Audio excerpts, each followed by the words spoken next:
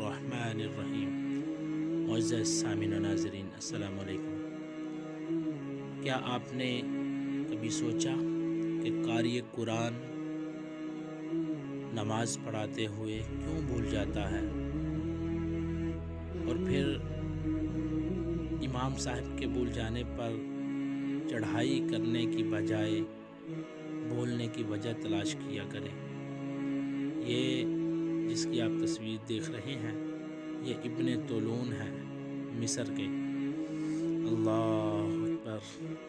میں آپ کو وجہ بتاتا ہوں کہ امام نماز پڑھاتے ہوئے بعض اوقات کبھی کبھار کیوں بھول جاتا ہے۔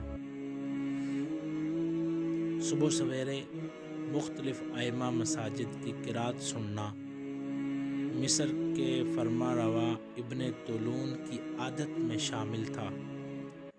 ایک دن حسب معمول قرات سن کر گھر لوٹے، ایک امام کے پیچھے نماز پڑھی اور نماز پڑھتے ہوئے امام کو بار بار بولتے ہوئے دیکھا۔ جب نماز پڑھ کے گھر لوٹے، اپنے مصاحب سے کہنے لگے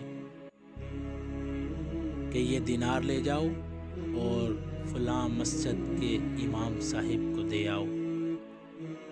مصاحب کہتا ہے، میں دینار لے کر امام مسجد کے ہاں پہنچا تو ان کے پاس بیٹھ کر باتیں کرنے لگا۔ امام صاحب میرے ساتھ گل مل گئے اور اپنے دکھ کا اظہار کرتے ہوئے کہنے لگے، میری بیوی کے ہاں بچے کی ولادت ہونے والی ہے، لیکن میرے پاس اتنی رقم بھی نہیں کہ اس کے لیے ضروری سامان لا سکوں۔ اسی پریشانی میں آج نماز پڑھاتے وقت بھی کئی غلطیاں ہو گئیں۔ اللہ اکبر۔ امام نے اپنی داستان سنا دی، اپنے بھولنے کی وجہ سنا دی اور بتا دیا کہ آج میں بار بار کیوں بول رہا تھا۔ مصاحب کہتا ہے، میں نے آ کر ابن طولون کو ساری بات بتائی تو ابن طولون کہنے لگے، امام صاحب نے سچ کہا ہے۔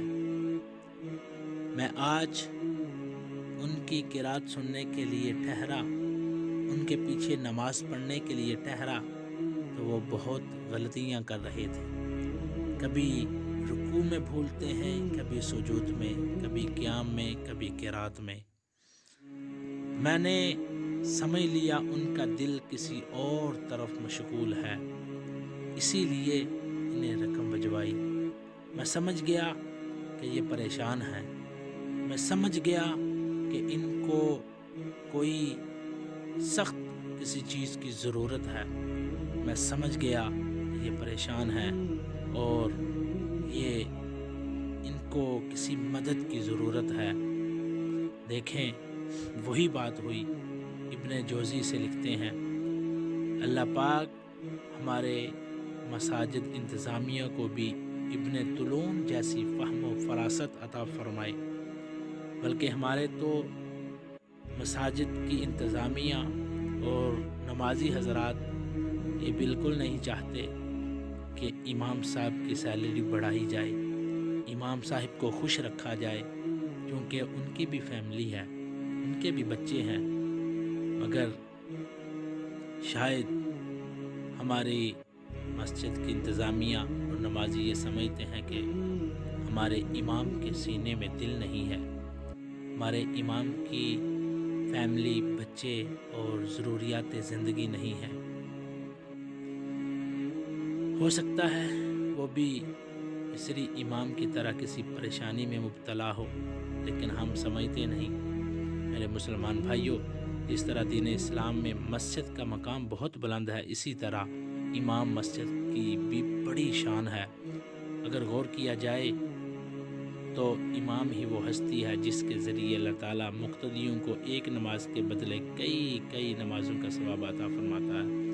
اگر ہم اکیلے نماز پڑھیں تو ہمیں ایک نماز نماز کا ثواب ملتا ہے، اور وہی نماز اگر ہم اپنے امام کے پیچھے پڑھیں تو 27 نمازوں کا ثواب ملتا ہے۔ اس وجہ سے، امام کی وجہ سے ہمیں اپنے امام کی عزت، احترام اور خدمت کرنی چاہیے۔ دعا ہے اللہ تعالیٰ ہمیں اس پر عمل کی توفیق عطا فرمائے۔